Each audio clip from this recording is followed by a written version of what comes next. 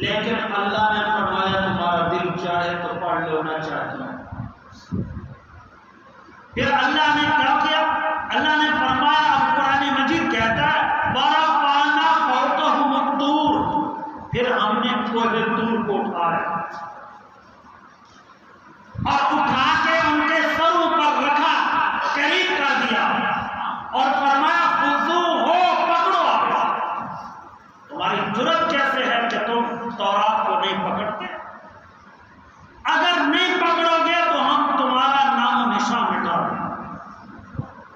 قوم نے میرے ڈر سے پکڑا، اس لیے کہ کوہ طور سر پہ آ گیا۔ اور جب قرآن مجید اللہ نے نازل فرمایا، اللہ نے فرمایا کتاب میری ہے، حفاظت میں خود کروں گا، تم نہ پکڑو۔ اللہ نے فرمایا تم نہ پکڑو، کتاب میری ہے، حفاظت بھی میں خود کروں گا۔ جس نے پڑھنا ہے وہ ادب سے پڑھے، ورنہ اجازت نہیں ہے غیر کوئی سے پڑھے۔ کیسے پڑھے؟ سورۃ مزمل اللہ نے کیا ارشاد فرمایا، آمنا کے لال کا تذکرہ ہو رہا ہے، سونے مصطفیٰ کریم صلی اللہ علیہ وسلم کا تذکرہ ہے۔ اللہ اپنے حبیب کا تذکرہ فرما کے یوں ارشاد فرماتا ہے، یا ایھا المزمل، میرا حبیب، میرے کالی کملی والے مصطفیٰ، اللہ نے کیسے جملے ارشاد فرمائے، قم اللیل الا قلیلا، رات کو تھوڑا جاگ، میری کتاب کو پوری رات پڑھتا ہے۔ اچھا میرا حبیب میری امت کو بتا دے، اللہ فرما رہا ہے کتاب میری ہے، جس نے پڑھنا ہے وہ یوں پڑھے، وَرَتِّلِ الْقُرْآنَ تَرْتِیلًا، جس نے پڑھنا ہے وہ ٹھہر ٹھہر کر پڑھے، جس نے تیزی سے پڑھنا ہے وہ میری کتاب کو نہ پڑھے۔ یہ جو ہے نا آج کل ایک سپیڈ چلی ہوئی ہے، بڑی ہائی سپیڈ، لوگ بڑے خوش ہوتے ہیں جی، مولوی تھا کہ مشین تھا، اس نے آدھے گھنٹے میں ساروں کو گھر واپس بھیج دیا۔ 20 رکعت نماز تراویح بھی پڑھائی، 17 رکعت نماز عشاء بھی پڑھی، 37 رکعتیں 30 منٹوں میں پوری ہو گئی۔ وہ پڑھنے والا بندہ تھا کہ مشین تھا کہ موٹر کا بٹن دبایا اور اس نے آپ کو کر۔ یہ اجازت نہیں ہے۔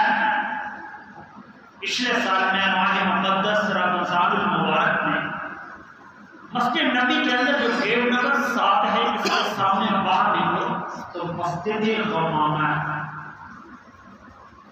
اس سائڈ میں مسجد غمامہ، وہاں مسجد مولا علی پاک کی ہے، جس کا نام ہے مسجد سیدنا علی اللہ تعالی۔ تو وہاں مسجد غمامہ ہے۔ مسجد غمامہ کا معنی یہ ہے، غمامہ کہتے ہیں بارش کو، اور رحمت دو عالم صلی اللہ علیہ وسلم نے یہاں پر نماز استسقاء پڑھی تھی، بارش کے لیے دعا مانگی تھی۔ یہاں صحابہ حضور کے پیچھے تھے، کھلا میدان تھا، اور ترکی والوں پر قربان جائیے انہوں نے وہاں چھوٹی سی ایک مسجد بنا دی، آج تک وہی کھڑی، ابھی کی نہیں ہے، کئی 100 سال پرانی اسی طرح مسجد کھڑی ہے۔ اور قربان جائیے پاکستانی مسجد کیا کرتے ہیں، مسجد کی جہاں جہاں لکڑی کا کام ہے نا، لکڑی کھڑی ہے تو اس کے اوپر ہر جگہ پہ فلانا، میں گجراتیاں، لاہوریوں، فیصلہ آبادیوں، اتنے نام، آگے ٹیلی فون نمبر بھی لگتے کہ مسجد غمامہ کو جو پتہ چلے ہم بھی آئے تھے، کبھی ہم بھی تم بھی تھے آشنا، تمہیں یاد ہو کہ نہ یاد ہو، ہم بھی فیصلہ آبادی تھے، ادھر اتنے نام لکھے ہوئے ہیں، اللہ معاف، اور پاکستانی ان کی تاریخ، باقی کسی ملکوں کی نہیں۔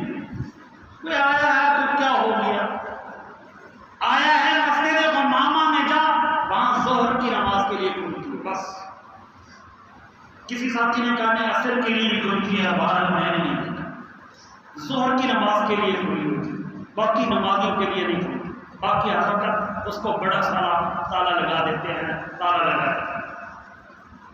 تو مسجد امامہ کے سامنے ساتھ پیچھے ایک بیٹھنے کی جگہ ہے، وہاں میں گیا تو ایک مفتی صاحب ہیں، میرا دوست ہے، میں ان کے پاس، وہ میرے لیے سحری کا کھانا لے کر آیا اپنے بچوں سمیت۔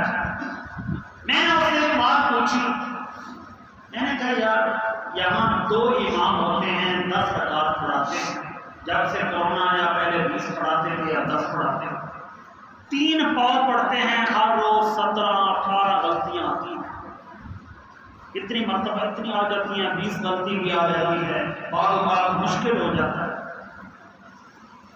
اور یہاں بھی اہل عرب، میں نے اس سے سوال کیا، میں نے کہا اس کا کیا مسئلہ ہے؟ اس نے کہا کہ مفتی صاحب آپ مجھ سے زیادہ سمجھتے ہیں۔ میں نے کہا آپ یہاں کے رہائشی ہیں، مجھے بتائیں۔ اس نے کہا مدینے والے کی یہ آج بھی معجزہ ہے کہ یہاں پر بغیر غلطی کے قرآن مجید کوئی پڑھ سکتا، کوئی بھی نہیں پڑھ سکتا۔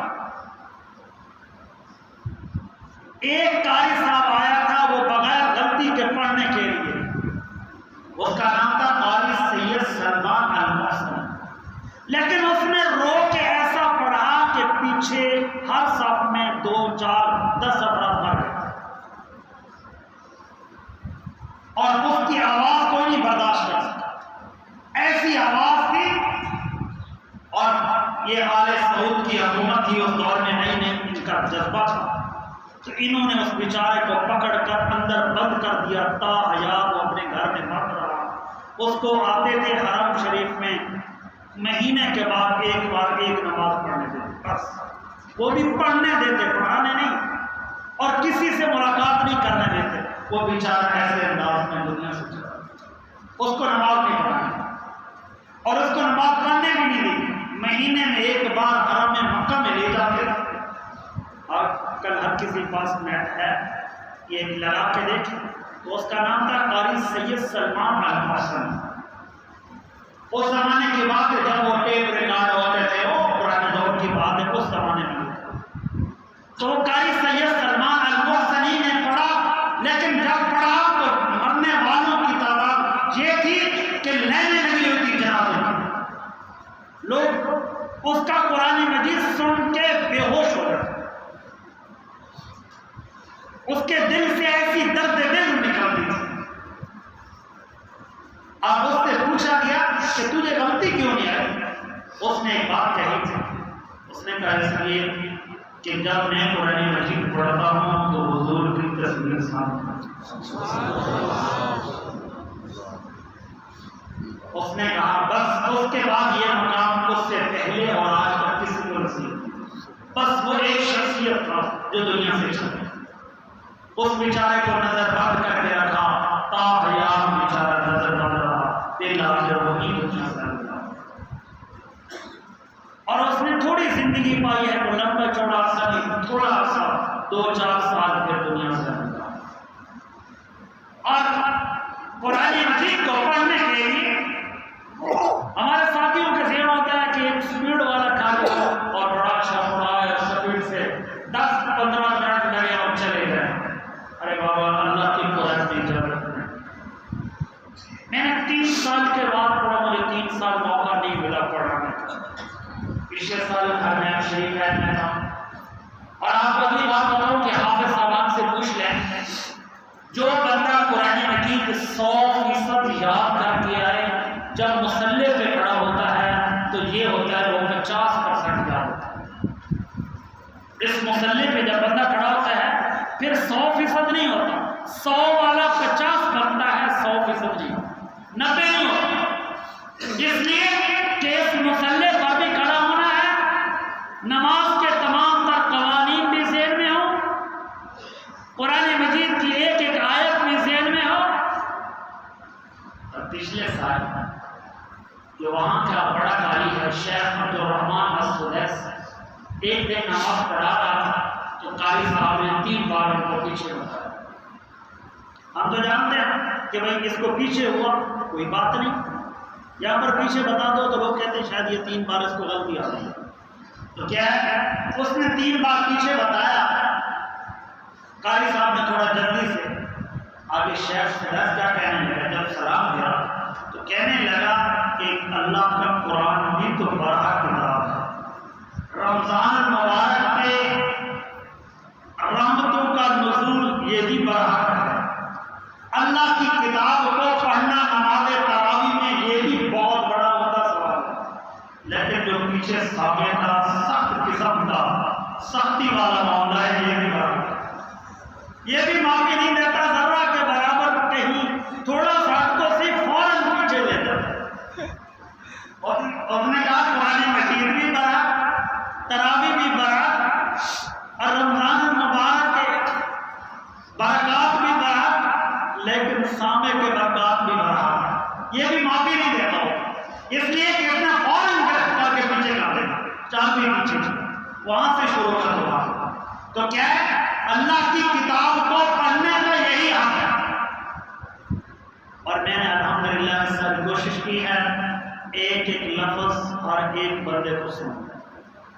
بہت سارے ساتھیوں کے دل میں خیال آیا لالے کا کہ مفتی صاحب نے یا کوئی اور لے آؤ, اس لیے کہ یہ تو دیر بھی بڑی لگاتے ہیں, یہ بھول بھی جاتے ہیں. کوئی ایسا بندہ ہو جو سپیٹ والا ہو جلدی میں.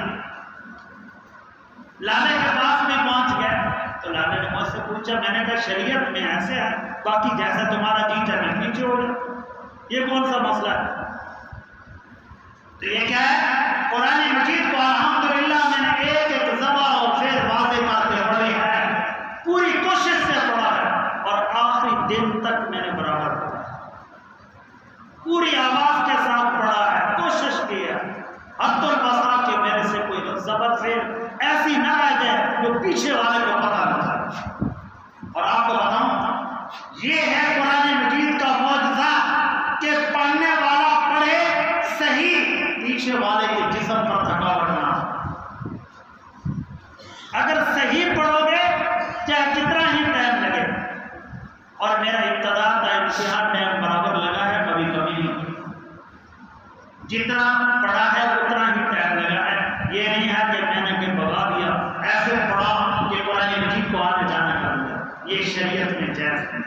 اللہ نے خود فرمایا جائز. میرا چچ تھے دنیا سے چلے گئے, اللہ ان کی قبر پر کروڑا رحمتیں فرمائے. آنکھوں سے نابینا تھے, بہت اچھے قاری تھے, بہت اچھے قاری تھے. ایک دن کہنے لگے کہ بیٹا میں ظہر کو شروع ہوتا ہوں, صبح کی نماز کے بعد قرآن مجید مکمل ہو جاتا ہے ہر روز. لیکن وہ کہنے لگے ایک دن مجھے کہ میں نے تو قرآن مجید دیکھا نہیں, میرے آگے تو سارا واضح پورا ہوا, اس لیے کہ میں نے دنیا دیکھی نہیں, میری تو آنکھیں نہیں ہیں. تو مجھے کہنے لگے کہ ایک بات بتاؤں. میں نے کہا ہاں. کہہ رہا ہے جب میں قرآن مجید مکمل کرتا ہوں نا تو مکمل کرنے کے بعد میرے اندر سوائے پانی کے اور کچھ جاتا نہیں. اور کہتا ہے کہ میں اتنا ہو جاتا ہوں, جی چاہتا ہے کہ میں قرآن مجید کے بعد پہاڑ کو بھی دھکا لگے تو میں پیچھے کاٹ دوں. لیکن وہ کہتے ہیں سے کھایا پیا کچھ نہیں. کئی دفعہ بیمار ہو جاتے ہیں, ڈاکٹر کہتے ہیں اس کا قرآن مجید بند کر. پھر زور سے ہم ہفتہ ہفتہ اس کا قرآن مجید بند کرواتے ہیں, نہیں تو پھر شروع ہو جاتا تھا.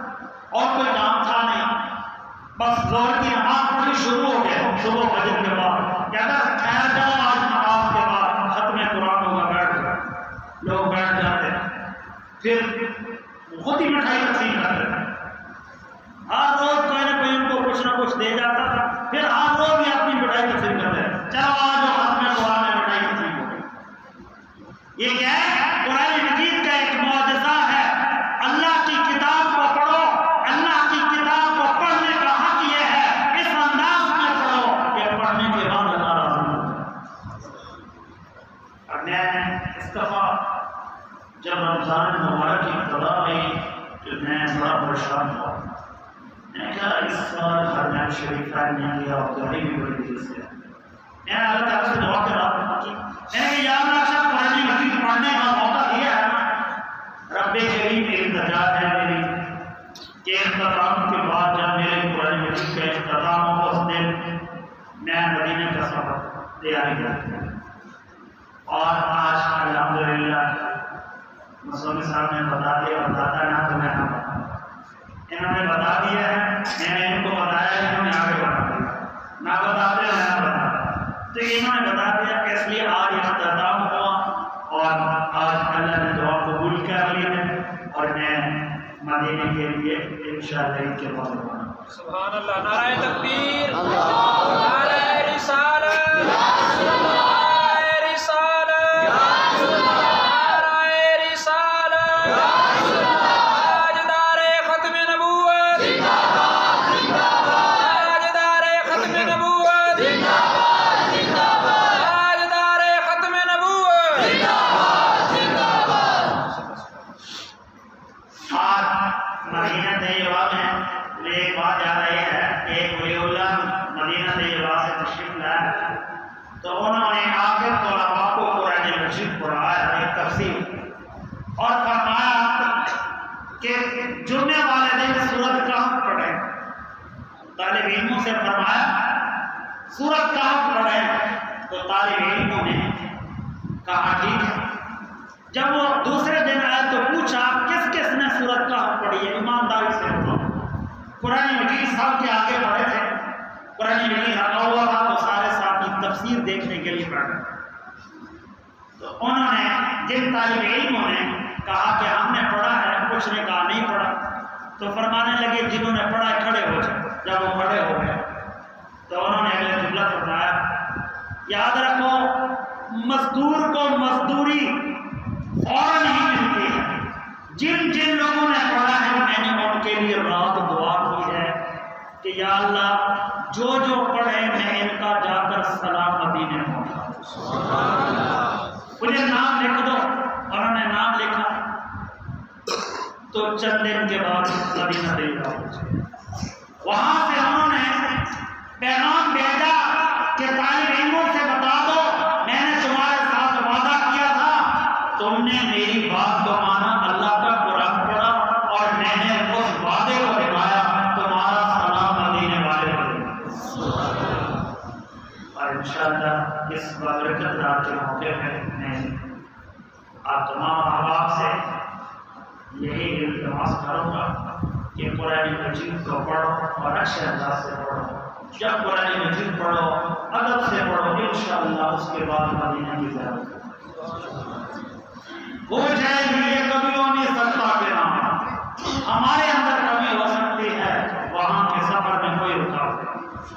انشاءاللہ جلد مدینے پہنچو اور مدینے والے سے ملاقات کرنی ہے تو قرآن مجید پڑھنے کا طریقہ اور اگلی بار لباس چھوٹی سی.